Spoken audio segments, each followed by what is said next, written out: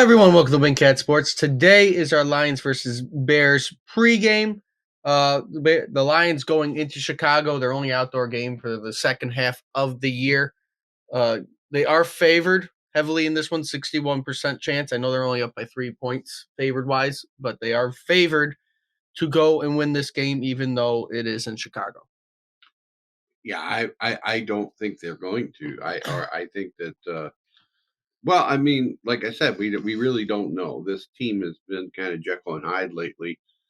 We certainly, if the team that showed up that played in the first 10 games of the season, we should beat them pretty good, soundly. But if it's the team that showed up the last 3 weeks, we're going to have a hard time beating them there. We have a lot of problems on the inside of the line this week. They're going to run pretty much against us at will if we don't shore those things up. But I'm like I said, they've got a chance to extend the lead and possibly secure the division by next weekend, not this weekend, but the following against Denver, if they can somehow pull out this win. Certainly, like I said, it sounds kind of like we're being dire. We should beat the Bears. The Bears aren't a very good team, but they've also been hot. lately. They have won. Well, they lost 3 out of their last 5. They only have beaten the Panthers and Minnesota. Those are the only 2 games they've won. They lost to us. They lost to New Orleans, and they lost lost to us though. And they lost to the Chargers. So it's not like that we cannot beat them. You're only lost to the past 5 games is against Green Bay on Thanksgiving. Otherwise, you have been winning close games that you probably have felt shouldn't have been close. Right. But you're not going to blow out every single team, and you shouldn't always expect to blow out every single team. I just think it's a combination of what we've seen over the last 3 weeks and the fact it's going to be a poor weather game. Goff usually does not play well in those games outside. The fact that our interior line is very been weakened by injuries, and I think it's going to be tough to contain Justin Fields. He's going to be running. So and I'm sure that their run game is going to do well this Sunday. Injuries this week. McNeil went on IR, so he's going to be out till the end of the year. Basically, the last game of the year is when he'll be back. He sprained his knee. He went back out and played, and it's probably might have made it a little bit worse, and might have not made it worse. But that is why he's out. Rodriguez is questionable this week, so he might play, but Anzalone will be back. And then Frank Ragnow is out this week. So we're out our center. Glasgow will probably be your center this week. But those are only injuries. We really only have 3 guys out this week who have been playing for the most part this year. And then the Bears are going to be without St. Brown. One of the St. Brown brothers will not be playing. And then they got a few guys that are also questionable. 2 of them are wide receivers. One's a defensive end. But for the most part, I don't see why you're going to lose to the Bears. Weather-wise for the game, when we got to look at it, the high is 36 on Sunday, so it's probably not going to be the warmest game. Let's scroll to game time. At game time in Chicago, it is going to be 35 degrees and cloudy. There's no snow forecasted. There's no rain forecasted. They are going to get storms overnight. The previous day in the morning. So Saturday morning, they're going to have rain in Chicago, but by the time game time happens, it should be pretty dry. It's just going to be cold. Right. And not even that windy. It looks like, windy actually, yeah. Windy, they're predicting about 10-mile-per-hour winds. Not windy, but it's not going to be. And we know what Goff is like in those kind of conditions. But he's been successful in them before. I mean, I shouldn't be so dire because Goff has played well in Kansas City this year, but it wasn't a bad weather game. But he played well last year in Green Bay, so he's capable of doing that. It's more concerning to me about the injuries, the offensive line and the defensive line. We win in the trenches. That's what this team is. We win because the offensive line provides enough protection for Goff so he can do his thing and we can have a decent running game. and that offensive line is banged up, and that defensive interior, which already wasn't all that great, is even more depleted. So Well, I'm just not thinking that this is going to be a good week for us. well, the one guy who should be playing more that hasn't really played that much at all this year is Bugs. They haven't played Bugs that much with and McNeil. why haven't they? And I have no idea why they haven't, because There's a when reason. he's been out there, he's played fine. And the thing is too, with a guy like I was reading about Martin, that they were talking about him, but he looks like a guy who hasn't got it yet. Who hasn't gotten the idea of what he needs to do, or isn't quite where he's supposed to be, and they don't feel he's good enough to be out there. We also got the player that we acquired this week from that played for Pittsburgh for the last 5 years. I don't know how good he is. He was decent with Pittsburgh, so it's a lot of ifs. It's a lot of hopes, but we'll see. We'll see. Yeah, I don't expect Tyson Alu, who's just the guy we signed. Yes. I don't expect him to play this week because obviously he only signed him 3 days ago. He's not going to play this week. He might play next week. He's not going to play this week. But they're trying their best to fill in. I know everyone wants Sue, but they might not want Sue, or Sue might not want to come here.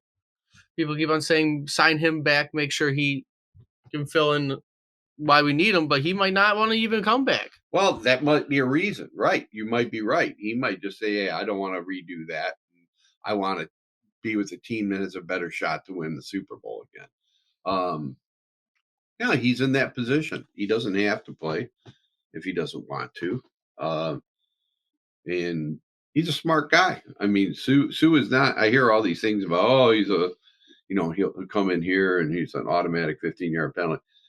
That's the old Sue. The new, the Sue that's been on Philadelphia and Tampa Bay for the last few years. It's a much smarter player. Maybe not as physically dominating, but he does not take the stupid penalties like he did with us. We'll see. Yeah. I would like to see him. I mean, I think everybody here kind of, that would be intriguing. But like you said, maybe he doesn't want to come here. Maybe he doesn't want to be here. So I think you would agree with me with this, that it is a must-win game. Overall, we haven't really touched that. That this has to be a must-win game just because of how your last games of the season are. If you can win this week, right? If you don't win this week, then you've got to beat Minnesota twice, and you've got to beat Denver. You're not beating Dallas. I mean, if you do, hats off to you. But Dallas is playing really good ball right now, and unless something changes in the next few weeks, and you get healthy enough to beat them, because you would need your team. You'd need a team that we saw in Kansas City to compete with Dallas. If you come up against them with this team that you got right now, you ain't beating Dallas. Yeah. So after the Bears, you are not facing a team currently under 500. Well, both the Broncos and the Vikings are above 500 or are 500. And then you got Dallas, who is above 500, 9-3. And if they beat the Eagles this week and you end up winning, everybody's tied for first. Everybody's tied for first. You win these next 2 games against opponents you should beat, you're going to be in really good shape, because there's nothing saying Minnesota ain't going to go out this week and lose to Vegas, who's been playing well, and Packers aren't going to lose. This talk like the Packers and the are some kind of have found their footing and gone. I don't see the Packers winning 11, 12 games. I just don't. They have a very easy schedule. That's the only reason why. They stink too. So I'm just saying, yeah, they might win. They might end up even above 500. But I still think they got a couple losses in them. Yeah, if you do win the next 2 weeks, so if you beat the Bears this week, you beat the Broncos, you set yourself up for a nice last 3 games where you only have to win 1 out of the last 3, instead of forcing yourself to try and win 2 of them. You really need that. I agree. It's not must until it means your elimination. And again, that also. But yeah, I would say this is very important that you find a way to win this week. And it's not going to be easy. It also comes down to how much you care about having the highest seed possible. Because again, if the Cowboys beat the Eagles this weekend, you are tied for the top of the NFC with every other NFC team that's leading their division for first place. I think the only thing that we should be worried about right But the now only thing worried about the division is the division. is Let's the win the division. division. Let's get a home field for the first playoff game. But Let's give the fans, let's reward the fans for what they've done for you for the last 2 seasons. Really, this year, traveling this year, they traveled last year. We traveled to Green Bay. A lot of fans went not to as Green Bay. not as much traveling as has happened this year. I think it just took it became a phenomena this year. But these fans have been there for you, and you owe them something. And with 3 games, 6 games, or 5 games left, 5 games left, and you're up by 3, come on, win the division. Yes. That's all I'm saying. But score prediction now. I'm going to look at last game, right? They only won 31-26 at the last minute. I still think they're going to win this week, but it's probably going to be lower scoring because of the cold and the running. Lions, even with the injury, still have a good run defense. It's just how much is Justin Fields going to run over you compared to how much is the running back going to run over you. But I'm going to say it's going to be a lower score, but I think maybe it'll be, I'm going to say 21-17 Lions. Well, I'm not going to vote with my heart. I'm going to give an honest thing. I think it's going to be the Bears 27-20. Bears will win. Your first prediction against the Lions this year took you all the way to the end of the year. I already had one. That was against the Falcons earlier this year. But you're predicting a loss. I'm predicting a win. If they win 10-3, it's going to be, again, with their best start since 1962. If they can get past 11 wins because they only played 14 games back then they would have their best record tied. Well, I mean, 91, they were 12-4. Most say they had their best record tied if they can get past 11 wins. Yeah. So we'll see what ends up happening. Hopefully it'll be a good game and not a bad game. And Justin Fields doesn't run for 200 yards all over our defense. With all that being said, if you like what you see, like, comment, subscribe. Let me know what you think the hell the game's going to go in the comments. Share the video. And until next time, we'll see everybody soon.